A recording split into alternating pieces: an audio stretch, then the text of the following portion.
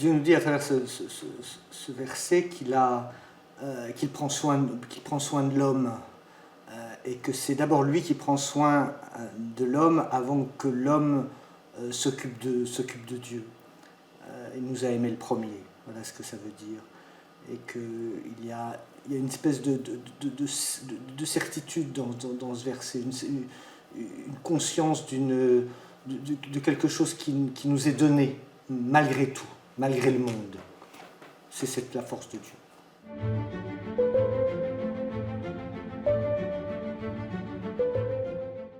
Et nous sommes dans une période troublée où les chrétiens, nous devons nous unir, nous devons espérer ensemble. Et ce verset est un verset d'espérance qui nous demande de ne pas compter que sur nos propres forces ou nos propres institutions ecclésiales, mais aussi sur l'ensemble de ce que Dieu peut nous donner à nous tous.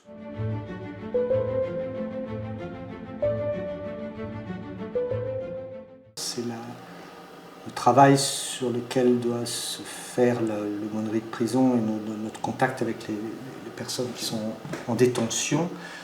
Quels sont les moyens personnels que nous avons pour cette mise en liberté? Et elle ne compte donc, ça ne dépend pas que de nous. Dieu nous donne cette possibilité, ça c'est une première chose, et que ça nécessite un parcours, ça nécessite un temps, ça nécessite un chemin, comme le chemin de l'Exode, comme les 40 ans dans le désert.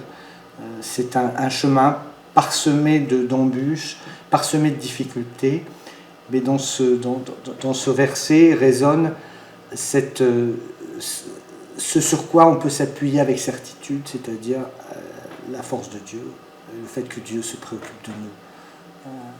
Donc, annoncer la libération en prison, c'est pas un vain mot, parce qu'en effet, ils sont enfermés, physiquement enfermés.